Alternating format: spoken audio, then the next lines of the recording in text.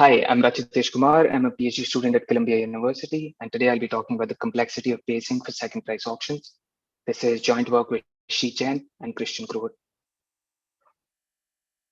So the motivation for the problem that we look at today is online ad auctions, in particular, three aspects of it.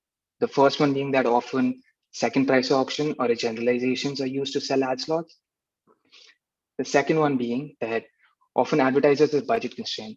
What I mean by that is if you allow an advertiser to participate in all the auctions that she is interested in without paying attention to her budget constraint, then she would end up violating it.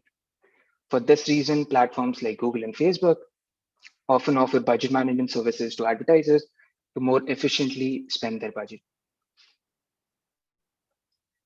So the naive way to manage budgets would be just to allow an advertiser to participate in auctions till she runs out of budget, and then she stops participating.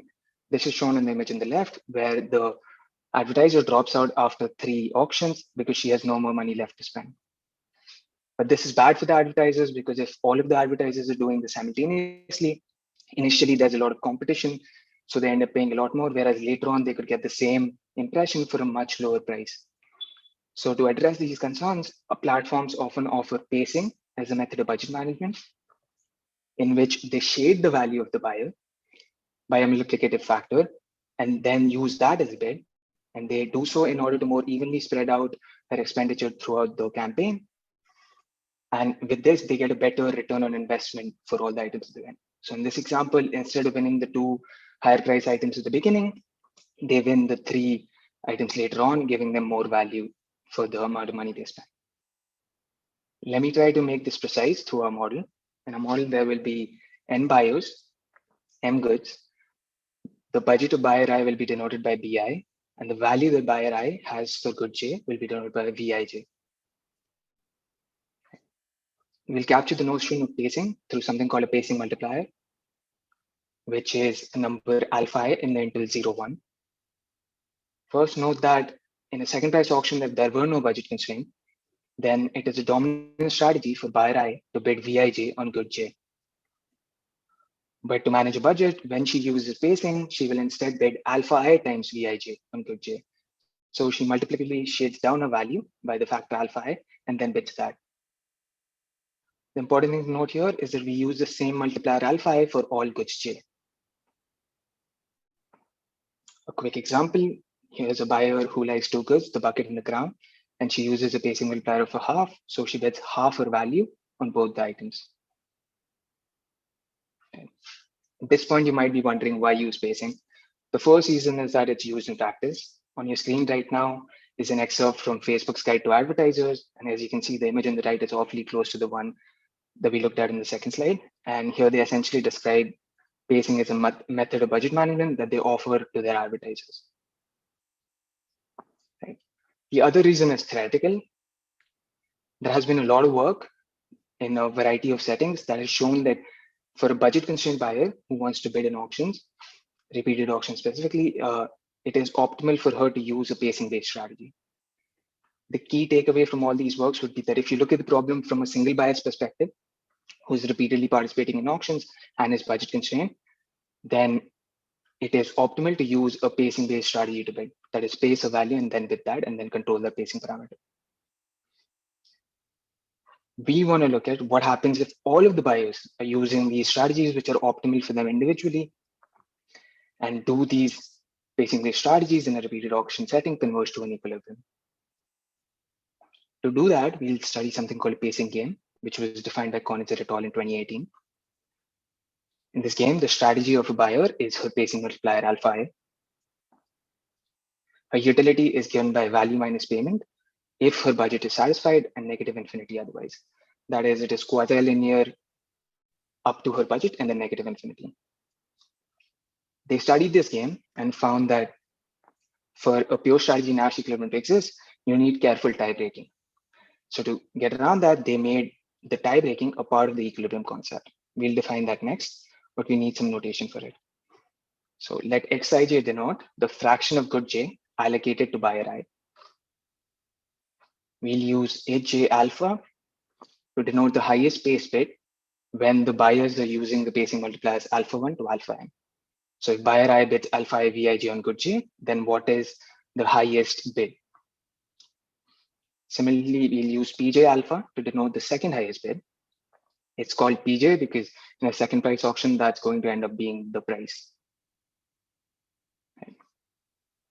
So we now ready to define the equilibrium concept called pacing equilibrium. It is a tuple alpha of pacing multipliers and X of allocation vectors such that number one, the highest bid wins. This comes from the second price auction rule. So if you're allocating any non-zero amount to a buyer, then she better be one of the highest bidders in that grid. Second is full allocation. This is simply to rule out the trivial thing of not allocating anything to anyone. So if there's a positive bid on an item, then it needs to be fully allocated. The third one is budget constraint. It says that all of the buyers need to satisfy their budget constraint in equilibrium. Note that we are using PJ alpha because this is a second price auction. Finally, there's a no unnecessary pacing condition. This is the complementarity condition that captures the equilibrium concept. And it says that if you're spending strictly less than your budget, then your pacing multiplier needs to be 1. It is a best response in a sense because if you're spending strictly less than your budget and your pacing multiplier is strictly less than 1, then you could potentially gain by increasing your pacing multiplier. Unfortunately, though, pacing equilibrium is not enough to capture the other works that have been done on pacing, which use either different tie-breaking rules or different methods of approximation. So to make our hardness results stronger and have implications for all those other works, we relax the definition of pacing equilibrium and define something called an approximate pacing equilibrium, which has 2 parameters, delta and gamma. Now, instead of just the highest bid being able to win, buyers who are close to the highest bid can also win. So you can allocate non-zero amounts to buyers who are within 1 minus delta fraction of the highest bid. The full allocation rule and the budget constraint rule remain the same.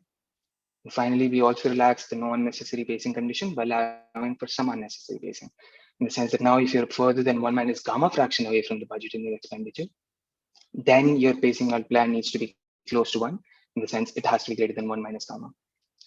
Yeah, this definition might seem a bit complicated, but we wanted to improve our hardness results and to have implications for all the other works which used certain factors, and to capture those, we introduced delta and gamma. Okay. With this, we are ready to state our results.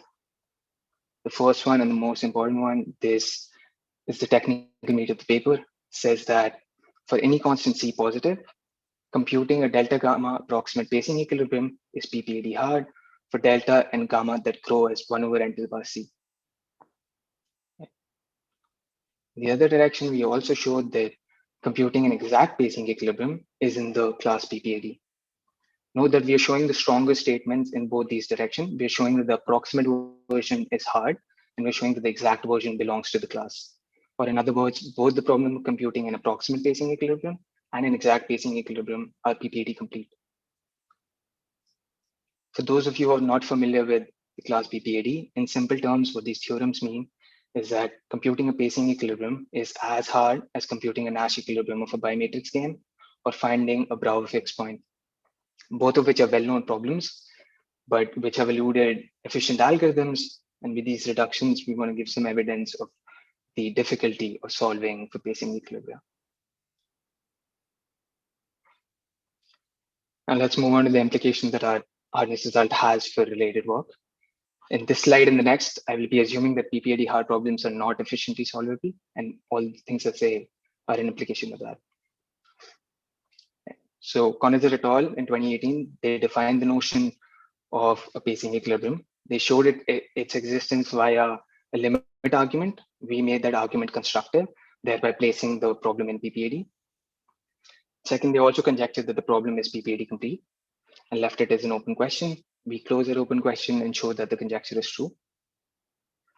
And the important line of work is that of Boggs et al. From 2007. They looked at what at a high level can be described as repeatedly playing the pacing game and then using a Teichmann style dynamics for pacing. So on a given day, if a buyer is under budget, she will increase her pacing multiplier on the next day. And on a given day, if a buyer is over budget, then she will decrease it on the next day.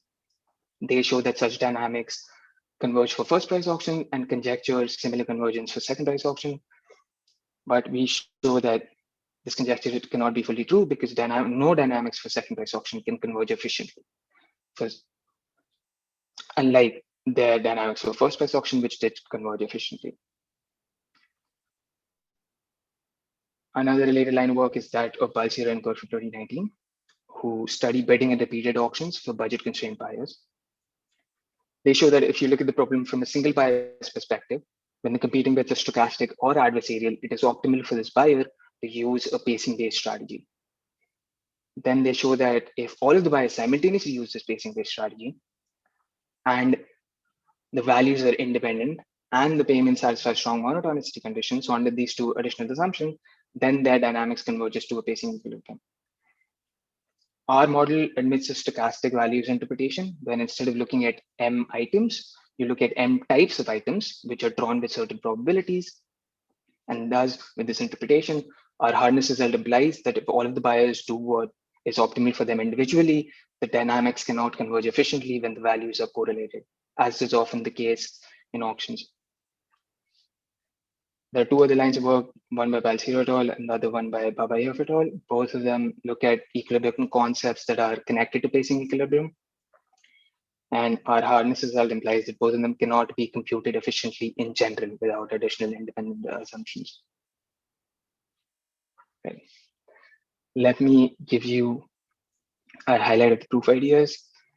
So our hardness result is the main result of the paper, but unfortunately it is very technical and I cannot give a good intuition within 18 minutes. I will say though that we reduced from the problem of computing Nash equilibrium in 2+0 cost pi matrix games, which is PPAD complete. And most of the implications that we discussed in the previous two slides were of the hardness result. I would encourage the listener to go check out the paper for this. Let me give you an idea of a taste of how we showed inclusion in PPAD. We did this in 3 steps. The first one was showing that computing the approximate version of the pacing equilibrium is in the class PPAD. Right. To do that, we'll use Sperner's lemma. Sperner's lemma, let's restrict ourselves to a triangle for now. So if you look at a triangle which has been tiled with smaller triangles, that's triangulation.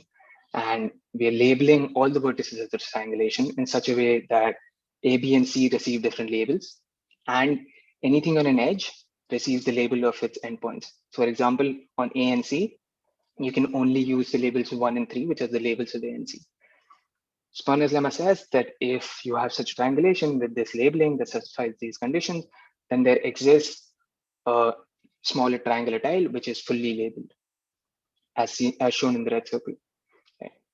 So to show the membership of computing approximate pacing equilibrium in PPAD, we want to find that approximate pacing equilibrium through Sperner's lemma. To do that, we'll first fix a tie-breaking rule that determines the allocation in terms of the pacing multiplier, and does so in a smooth way.